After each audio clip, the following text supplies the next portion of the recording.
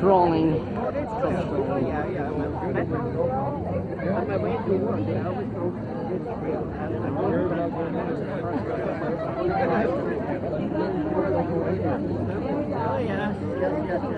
Yes, it's happened to you.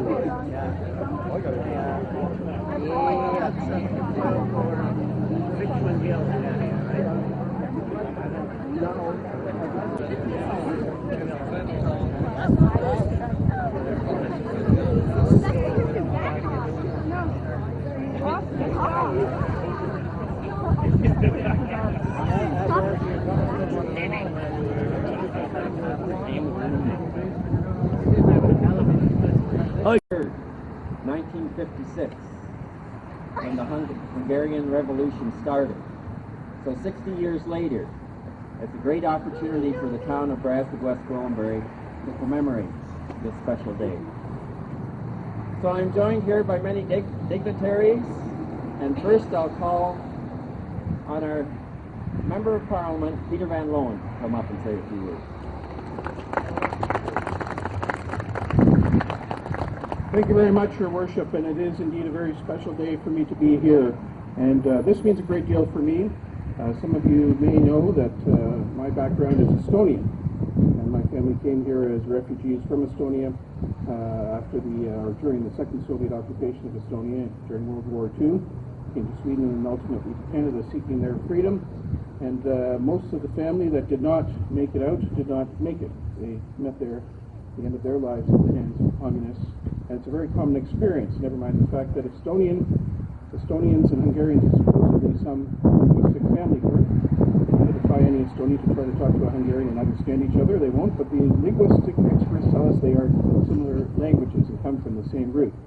But unfortunately, they had a similar experience of Soviet occupation or communist occupation. And the '56 revolution was very significant in that it represented the very first courageous occasion where oppressed peoples, oppressed by the communist experience, rose up and tried to assert once again their sovereignty, tried to assert their freedom, only to experience, of course, the crushing blow of the Soviet authority once again, and the continued loss of their freedoms and liberties that they wished to have, and once ultimately were able to gain as the Cold War crept to an end. But it's very important that we remember those times.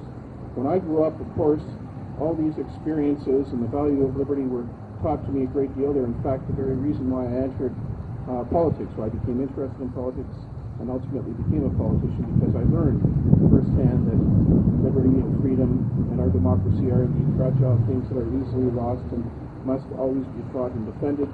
And that is why occasions like this are so incredibly important.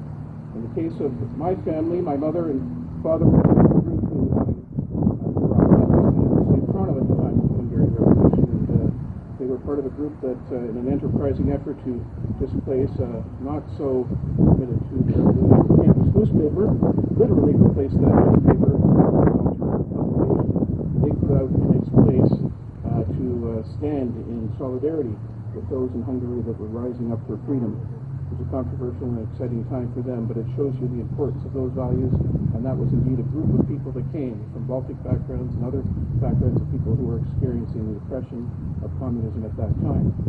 We are fortunate in this day that that is somewhat behind us, but we know as we look at the times in Europe today, we've had armed conflict in Europe between the East and West again for the first time in a long time. We've seen the Russian incursions and occupation of Crimea and eastern Ukraine, and we've seen the instability that's been created in the Transnistria and Georgia.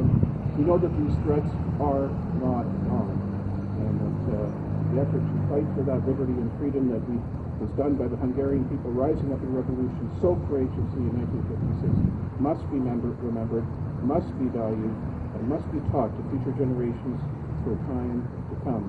Of course, Canada played a great role in welcoming refugees who came at that time, who were fleeing to try and find their freedom.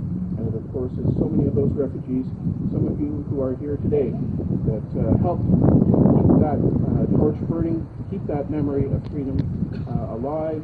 And of course, that served, I think, as an inspiration as well to the people of Hungary as they work towards that restoration of freedom that came with the end of communism. You can be proud of your contribution to that, as you are proud of your contribution to this country, to its values, to the fact that we in Canada do value liberty, freedom, and democracy, and our proud tradition is of supporting and encouraging that abroad.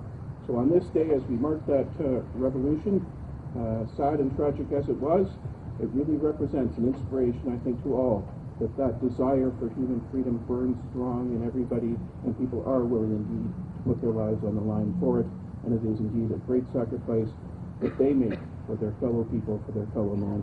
So on this day, we remember them, and we give great thanks for all they did in 1956. Thank you.